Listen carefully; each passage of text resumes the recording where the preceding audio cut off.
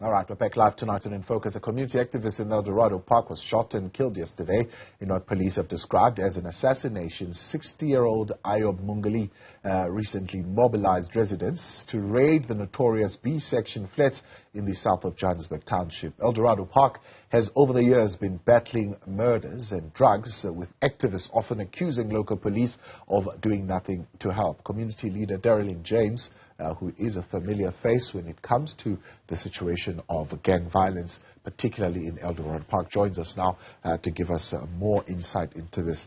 Dereleen, good evening, and thank you very much for coming on tonight. Tell us a little bit about this hit that happened last night.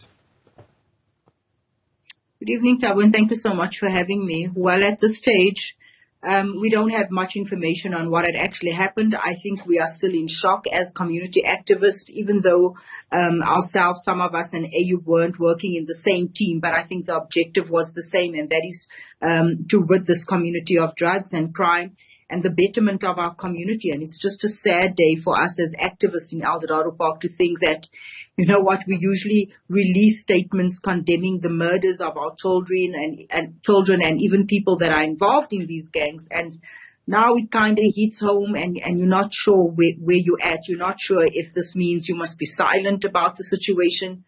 What does it mean for us? That's where we're at. Yeah, and anti-corruption, anti-gang activists being murdered, do you think this is a particular sector of society that wants to send a message to you, yourself, and the people who do the work that you do in terms of they not approving of the work that you're doing?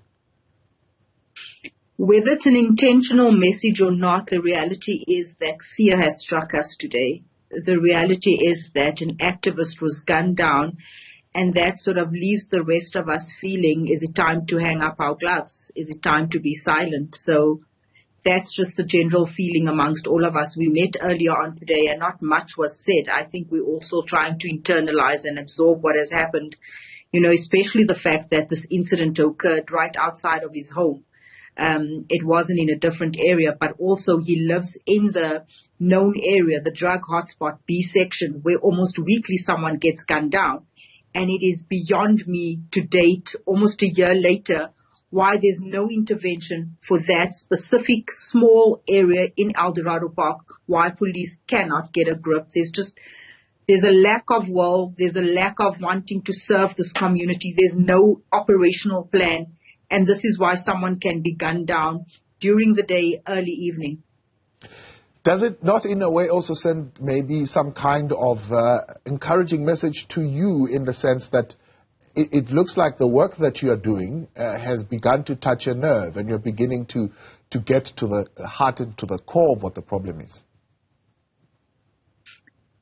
You know what, Tabu, the crime in this area and the criminals have become so brazen. They've become so confident, you know. What we're seeing is, I mean, on a daily basis, on the odd day, I have 5 Uber hijackings right outside my home that doesn't get reported to SAPS. And these crimes are committed so frequently, so we can't even say that, you know what, something big has happened today and it's to send a message, because something big happens in this community every day. They send messages, whether it's around our homes, whether it's gunning down an activist, all the messages, all the acts of crime in this area sends a message, and that is a message of fear. And the only people right now that seems to be taken up and you know, about everything that's happening, it's the community, everyone besides government. As you mentioned, Mungalee was shot outside his home in an area where people know him. I mean, do you think the people in the area would have seen what happened there? Do they know maybe even who the suspects are? Well, there's been no forthcoming information as yet. As far as I know, I'm not sure if investigations are kept quite closed at this point in time, not to compromise the information and not to compromise witnesses. So I'm not sure on that. But yeah, the incident happened right outside of his home. We don't know much at the moment. I wouldn't want to speculate. I wouldn't want to share what I actually think happened, because you don't want to project your thoughts on, you know, and have people chasing the wrong end of the stick. But it is a worrying situation. It is a sad day for the great loss for the community of Eldorado Park. Yeah. According to some posts from the residents on social media, they're saying he had mobilized residents to take a stand against drug dealers or operating in the area. Tell us about that operation, and did it bear any fruit? Did it go to the right places? Well, Mr. Mungalee was someone who was very, he was unapologetic in the stance that he had against crime. He was very outspoken. He was very vocal about the things that wasn't right in this community. So he spoke about it publicly. We would often get the voice note saying, community of B section, let's stand up today, let's unite. You know, it cannot be that drug dealers are taking control in our community. He wasn't hiding. He wasn't, he wasn't strategic, if I must say this, about how we felt. He spoke it as it is. He mobilized. I remember just a couple of months ago, he actually went on national television and challenged the dealers and said, we know who you are. He mentioned them by name and said, it cannot be that you are actually controlling our community. So he's very vocal. He was very open in saying that he's not going to have it.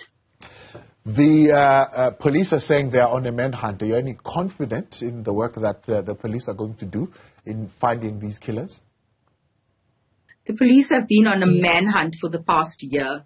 We have had over 20 killings at B section. Show me one conviction.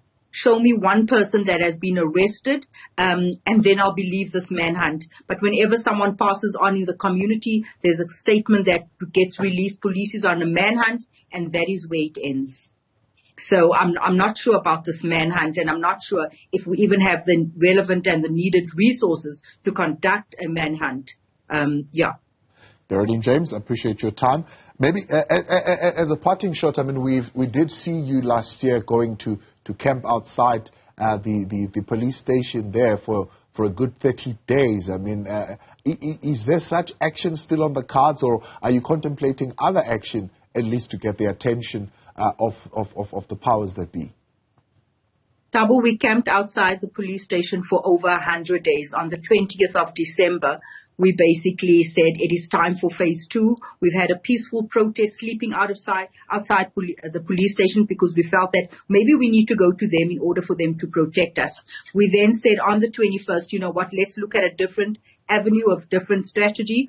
We then consulted with some of the legal minds in our community and said, how do we then continue this fight and continue to keep government accountable for failing to serve us, for failing to uphold their mandate in terms of protecting and serving this community. And we are now looking at what legal avenues we can actually proceed with against government, because they have failed us in terms of our constitutional rights, the right to safety, the right to protection. That is non-existent in this community.